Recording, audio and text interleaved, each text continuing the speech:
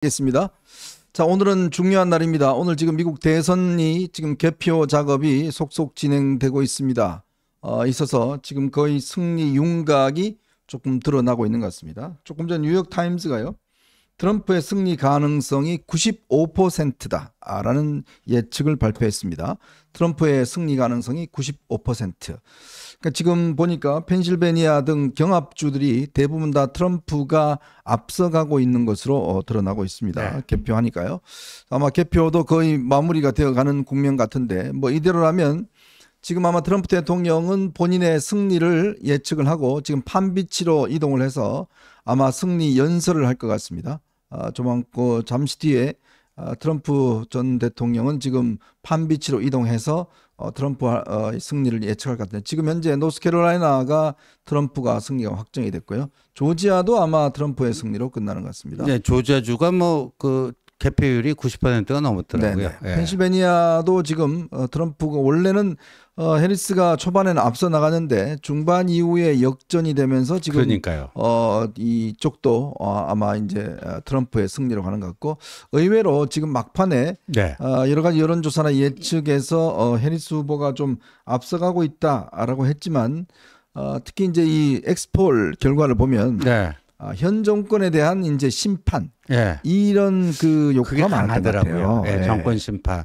그리고 우리 미국 경제가 괜찮다고 생각을 늘 오지 않았습니까? 네. 근데 보니까 또 체감 경기는 그렇지 않았던 것 같아요. 그렇죠. 그러니까 네. 그 지금 방금 엑스폴 출구조사에 나타난 정권 심판이다. 이번 선거의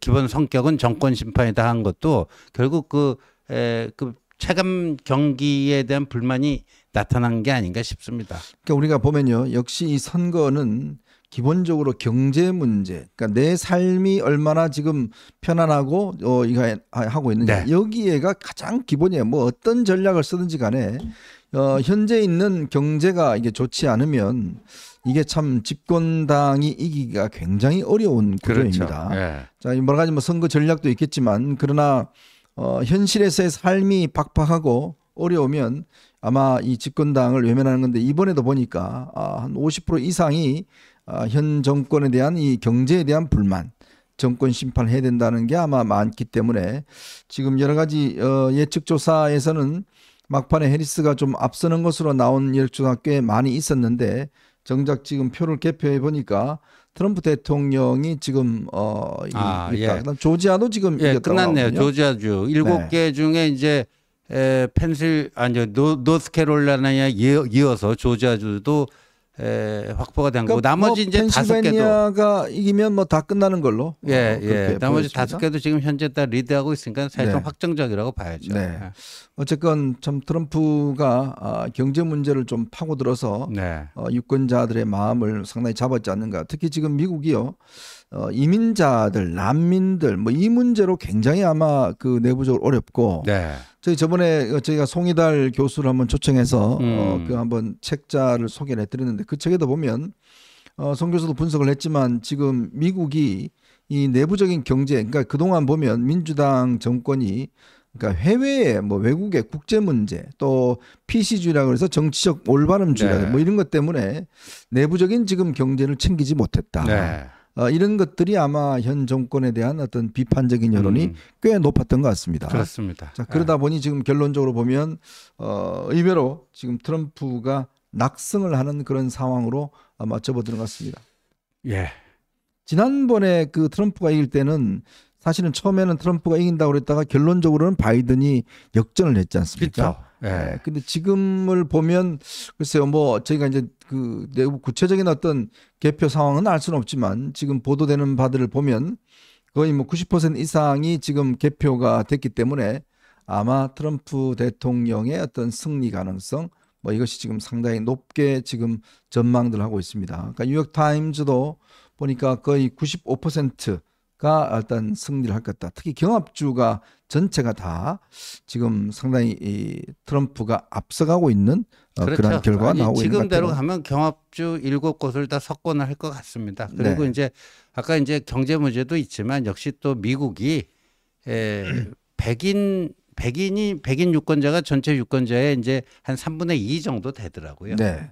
근데 이제 백인 여성이 남편에게는 저 트럼프 찍는다 그러고 투표장에 들어가서 저기를 해리스를 찍으세요.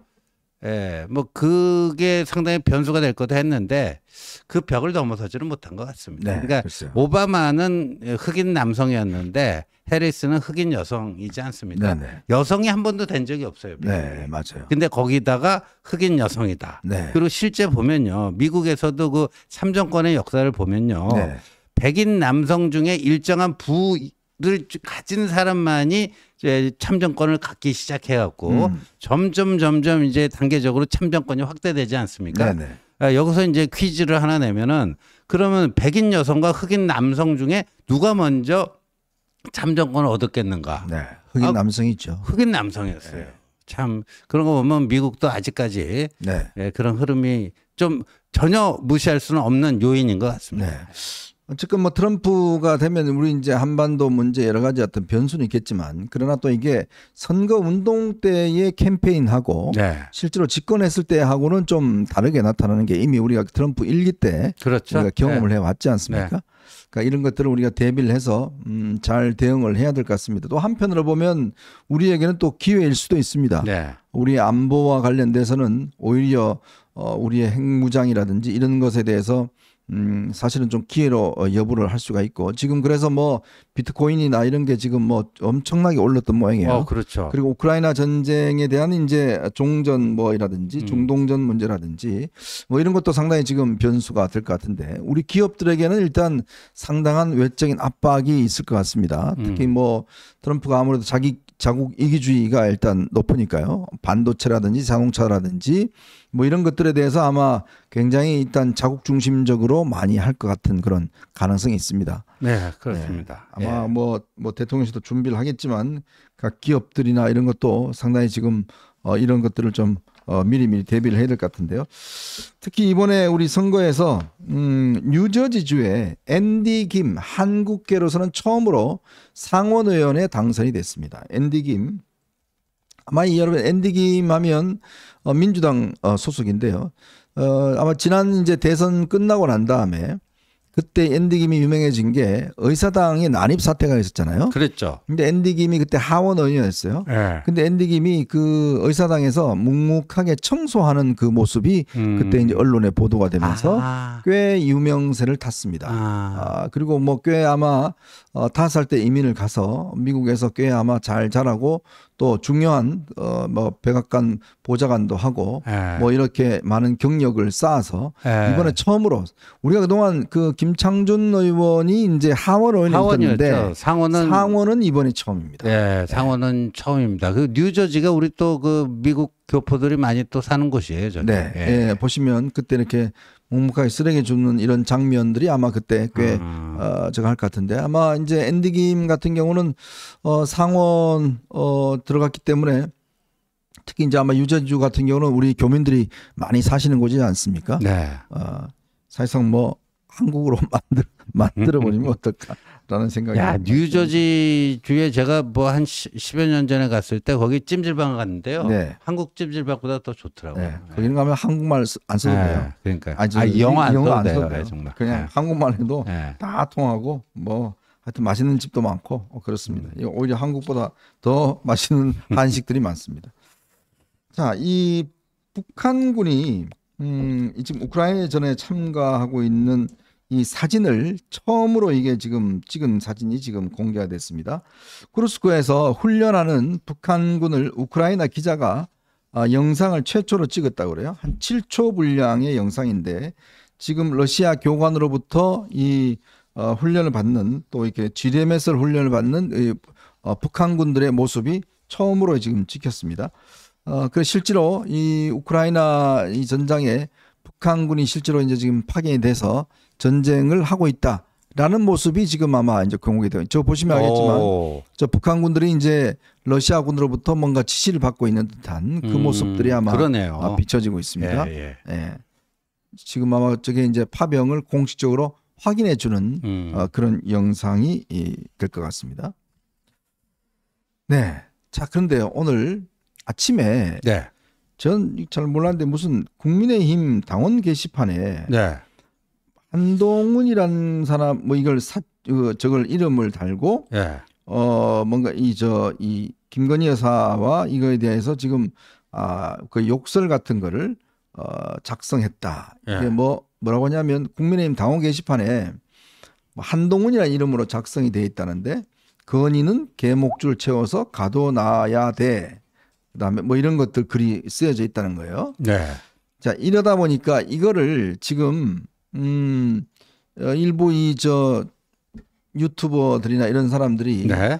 이 한동훈 대표가 이런 글을 썼다. 예. 이거를 지금 기정사실화해서 지금 난리가 치고 있다면서요? 예, 감독님 지금 제가 단체방으로 옮겨놨는데요. 그 유튜브 그거 좀 뭐 띄워주셔도 무방할 것 같아요. 그러니까 저희 그 당원 게시판에 한동훈이 게시판에 글을 썼다. 네. 근데 그 글 내용은 김건희 개목줄 채워라. 네. 이런 내용의 글을 썼다라는 주장입니다. 네네. 근데 제가 이제 공식적으로 당직자로서 팩트 체크 차원에서 확인될 수 있는 것은 네. 저희 당원 게시판은 실명 인증을 받은 사람만이 게시판에 글을 쓸 수가 있습니다. 실명 인증이라면 제가 이름 넣고 예, 주민번호 이현종, 넣고 예, 뭐 이래야 되는 거예요? 예, 이현종 뭐 네. 7몇몇 7이 아니죠. 앞에 6자죠. 예. 저 팔자인데요. 그러니까 6뭐뭐 땡땡땡 하고 자기 저 주민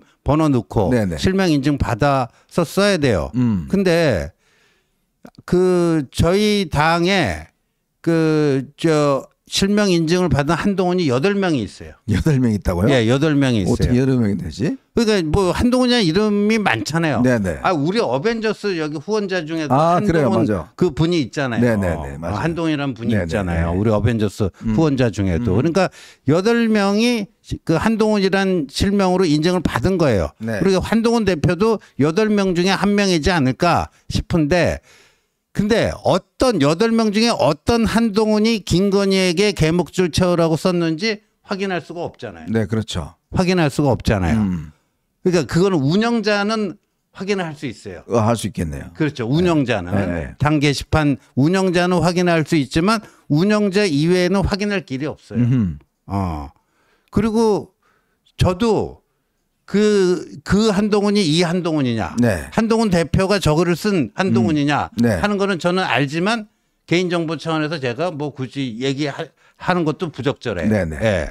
그런데 그거를 한동훈 대표라고 딱 저렇게 특정을 해가지고 한동훈 대표가 김건희 여사에게 개목줄을 채워라는 그 글을 당 게시판에 올렸다. 네네. 이거예요. 이거 가지고 지금 이른바 반한 세력들이 지금도 당사 앞에서 집회하고 있거든요. 네네. 저 내용이에요. 저 내용 갖고 이 한동훈의 실체가 드러났다. 네. 이게 말이 되느냐. 네? 참 기가 막히네요. 네, 이런 겁니다. 네. 자초지종은 이런 거예요. 그럼 지금 당에서 어떻게 하고 있어요? 그래서 아마 그 당 법률위원회에서요. 네. 이거는 수사 의뢰를 한 것으로 알고 저건 있습니다. 저거네. 이거 완전히 이게 확인도 안 됐는데. 네. 저게 그러니까 한동훈 대표인 것처럼 저렇게 지금 그렇죠. 하는 거 아니에요? 사진까지 박아서요. 네네. 네, 저거 완전 명예훼손인데. 예, 그러니까 저거는 이제 간단해요.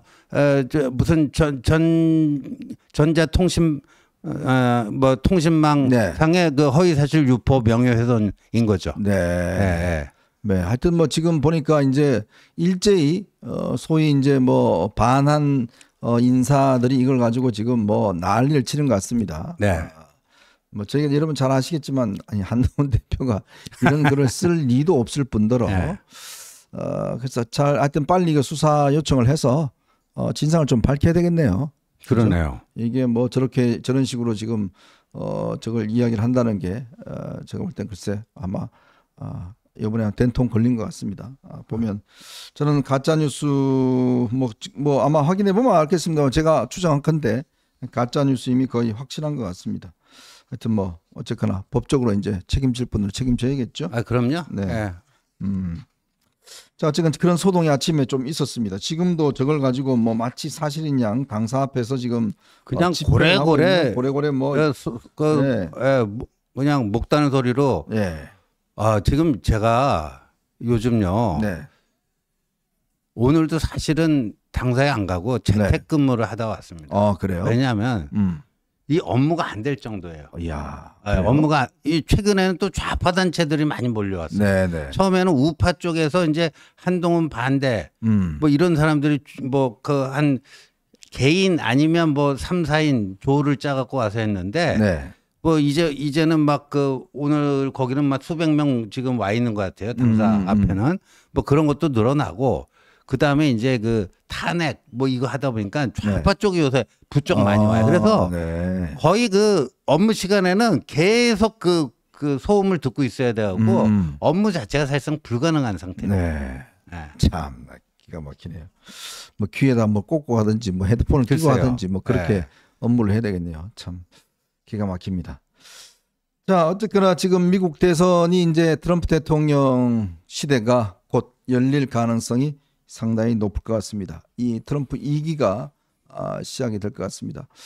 그러니까 미국 대선도 보면 결국 이제 바이든 시대에 경제 문제에 대한 어떤 확실한 좀 국민들에게 어떤 비전을 보여주지 못했고 또 바이든 대통령의 어떤 이 고령 리스크라든지 네. 뭐 이런 것들 때문에 또 지금 현재 벌어지고 있는 우크라이나 전쟁이나 중동 전쟁에 대해서 미국이 확실하게 어떤 좀 중재나 이런 걸 못 해냈던 그 결과가 결국은 이번 선거의 결과에 반영이 되는 게 아니냐 그렇죠. 뭐 그런 평가를 할 수 있을 것 같습니다.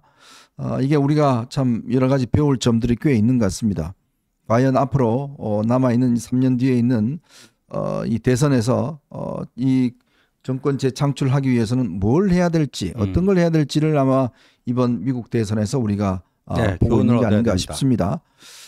시간이 우리는 그래도 좀 남아 있습니다만은 이 시간을 어떻게 보내느냐가 제일 중요한데 그래서요. 오늘 정말 내일 윤석열 대통령 오전 10시인가요? 네. 윤석열 대통령의 기자회견이 있습니다. 정말 이 기자회견이 이 전국에 굉장히 중요한 분수령이 될 것 같습니다. 제가 알기로 윤 대통령 측근 뭐 지인 그룹들 원로 그룹들이 뭐 윤 대통령에게 많은 지금 조언과 이 충원을 하고 있는 것 같습니다. 그래서 내일 기자회견 정말 중요하다라고 하고 있는 것 같은데 자, 그 문제 한번 살펴보고요. 그리고 지금 명태균 수사가 지금 굉장히 아마 속도감을 내고 있는 것 같습니다. 검사들이 지금 추가로 투입이 되면서 거의 특별 수사단처럼 지금 구성이 돼 있어요. 그렇죠. 자, 요 문제하고 지금 미국 독일에서 네. 김동연과 김경수가 만났다고 합니다. 지난 2일 날 예. 출장 겸 독일을 갔던 김동연 경기도지사가 그 현지에서 김경수 전 지사를 만나서 뭔가 이야기를 했다라는 거는 보면 아무래도 친문계가 조금씩 꿈틀대고 있는 게 아닌가 하는 생각이 네. 들어요. 이 문제 한번 여러분들하고 살펴보도록 하겠습니다. 자, 여러분 보시면서요. 구독과 좋아요, 알림 꼭 부탁드리도록 하겠습니다. 그리고 많은 응원 부탁드리겠습니다.